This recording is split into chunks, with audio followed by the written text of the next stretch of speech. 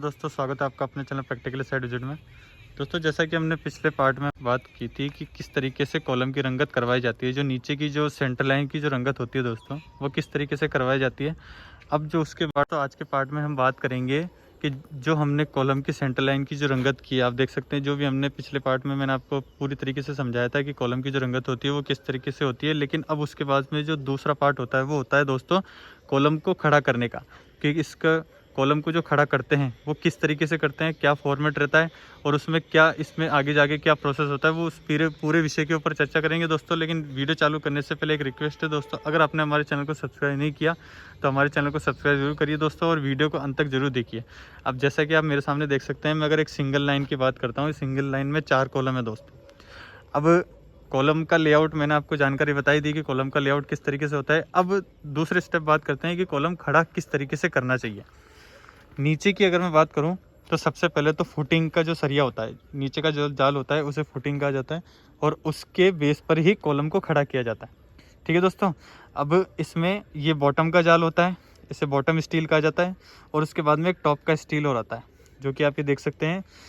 अब वो टिकाया किस पे जाता है, वो चेयर पे टिकाया जाता है। मैं इस विषय पर भी हम नेक्स्ट वीडियो पर चर्चा करेंगे कि भी इसको जो टॉप का सरिया होता है वो टिकाया चेयर पे जाता है, जिसे घोड़ी भी कहा जाता है, उस चेयर पे टिकाया जाता है। लेकिन अगर हम बात करते हैं कॉलम के सरिये की, अब कॉलम का जो सरिया होता है, एक चीज़ और विशेष रूप से ध्यान रखिए दोस्तों, जो ये बॉटम का जो सरिया बनता है इसमें नीचे कवर ब्लॉक लगता है और जो फुटिंग का कवर ब्लॉक होता है उस पर अलग साइज़ होती है, कॉलम का जो कवर ब्लॉक होता है उसमें अलग साइज़ होती है और बीम का जो कवर ब्लॉक होता है उसमें अलग साइज़ होती है।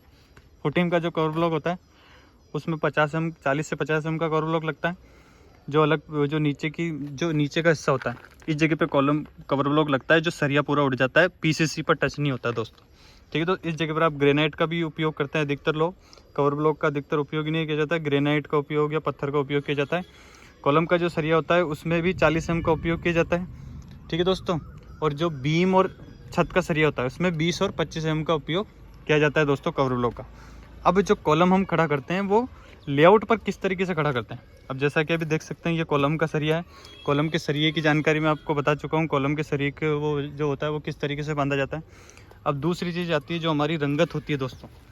अब जैसा कि ये कॉलम आप देख सकते हैं, जो इसकी हॉरिजॉन्टल लाइन और वर्टिकल लाइन है ये स्थिति होती है, लेकिन जो कॉलम का स्टील है दोस्तों वो आपको 40 अंदर की तरफ। अब जो भी साइज़ होती है, जैसे अगर मान के चलिए 230 की कॉलम की साइज़ है तो उसमें जो रिंग होती है वो रिंग 180 की 190 की बनाई जाती है, 40 कवर माइनस करके। ठीक है दोस्तों। तो जैसे कि ये जो हमारा सेटरिंग जो लगती है वो हमारी इस जगह पे लगती है और उससे 40 अंदर, इसी तरीके से वो रंगत है जो उससे 40 अंदर। ऐसे ये जो लाइन है इससे 40 अंदर और वो जो लाइन उधर आएगी उससे 40 अंदर, इस तरीके से 40 अंदर लग के ये लाइन लगती है। उसके बाद जो ये जो लाइन होती है ये सेटरिंग की लाइन होती है, इस जगह पे कॉलम खड़ा होता है दोस्तों। इस चीज़ का विशेष रूप से ध्यान रखिए। एक चीज़ और, जब भी आप रंगत कराते हैं उसमें क्रॉस सूच जड़वा दीजिए, जिससे पता लग जाता है कि आपका जो एक्चुअल रंगत है वो किस जगह पर है। ठीक है दोस्तों। तो 40 अंदर खड़ा होने के बाद में इस पर सिंगल लेयर में फरमा लग जाता है। लेकिन अभी इस तरह का कुछ भी नहीं होगा, इसमें एक लेआउट और होता है। ये नीचे का जो लेआउट होता है वो इस तरीके से होता है, ये नीचे सेंटर लाइन के हिसाब से लेआउट होता है। लेकिन जब इसकी फुटिंग जो हम भर देते हैं, इस जो 1 फुट की साइज़ होती है इसमें अगर एल इतना है तो इसमें टॉप का जाल जब लगेगा और उसके बाद में इस पूरी फुटिंग की भराई हो जाएगी। भराई जब हो जाएगी तो उसमें एक सूत और झड़ता है। एक जो लेआउट होता है ये तो सेंटर लाइन का लेआउट होता है, लेकिन वो जो लेआउट होता है वो आउटर लाइन का लेआउट होता है। सिर्फ इसमें कॉलम की ये फेस और कॉलम की ये फेस, ये 2 फेस झड़ती है और यहाँ से 230 और वहाँ से 1.5 फुट, तो इस तरीके से कॉलम ऑटोमेटिक फिर बन जाता है। लेकिन जो नीचे की जो लेआउट होता है उसमें सेंटर लाइन दी हुई होती है। इस सेंटर लाइन से 115 इधर, इस सेंटर लाइन 115 इधर, इस सेंटर लाइन से 250 उधर, इस सेंटर लाइन से 225 इधर, तो इस तरीके से कॉलम बनता है। लेकिन जब कॉलम खड़ा हो जाता है और फुटिंग भर जाती है तो उसके बाद में जो लेआउट होता है वो कॉलम के 40 कवर माइनस करने के बाद में ऑटोमेटिक जो भी मेजरमेंट आता है उस जगह पर कॉलम का सूच झड़ जाता है। और वो सूच झड़ता किस पर है, जब आप इसकी पूरे की भराई हो जाती है, जब यहाँ के लेवल तक भराई हो जाती है, सरिया आप जो देख सकते हैं यहाँ के लेवल पर जब भराई हो जाती है उसके बाद में इसका 40 का कवर ब्लॉक का सूच झड़ता है। ठीक है दोस्तों। तो ये तो होता है कॉलम के नीचे से कितना लेना है। अब दूसरा जो सबसे ज़रूरी स्टेप है, जो मेन बात करने वाला हूँ दोस्तों, वो ये है कि आप जब भी कॉलम का स्टील खड़ा करते हो इसका सावल प्रॉपर तरीके से होना चाहिए सूत में पूरे। जब भी आप कॉलम का सरिया, ये देख सकते हैं जो भी आप कॉलम खड़े करें हैं आपने, ये प्रॉपर तरीके से इसके सूत में होनी चाहिए।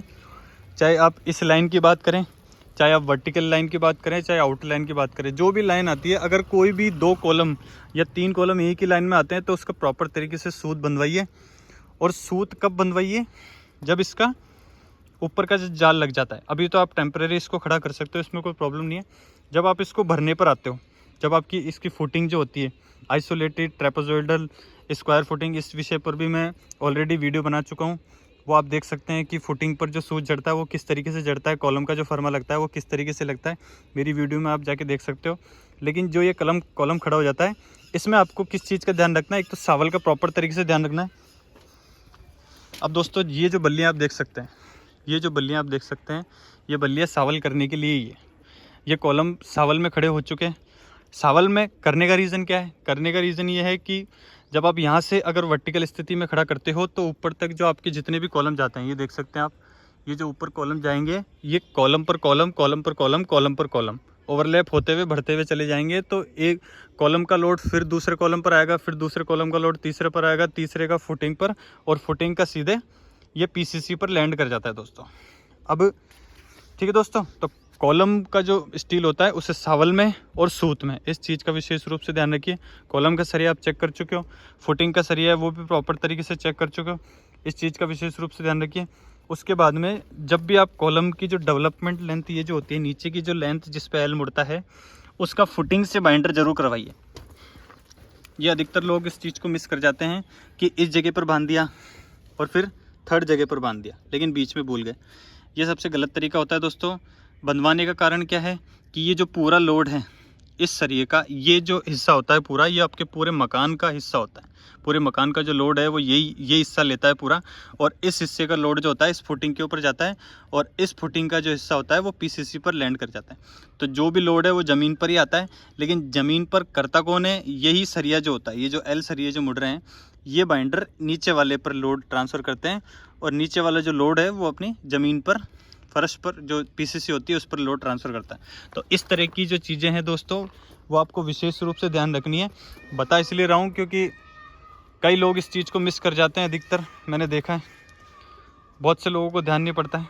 तो लेआउट करवाना और फिर उस जगह पे कॉलम को खड़ा करवाना, इस चीज़ का विशेष रूप से ध्यान रखिए दोस्तों। तो आई होप वीडियो आपको अच्छी लगी होगी, और वीडियो अगर अच्छी लगे और वीडियो से आपके मकान में आपको हेल्प मिलती है दोस्तों, तो हमारे चैनल को लाइक शेयर एंड सब्सक्राइब जरूर करिए। तब तक के लिए जय हिंद, वंदे मातरम, भारत माता की जय, जय सिया राम।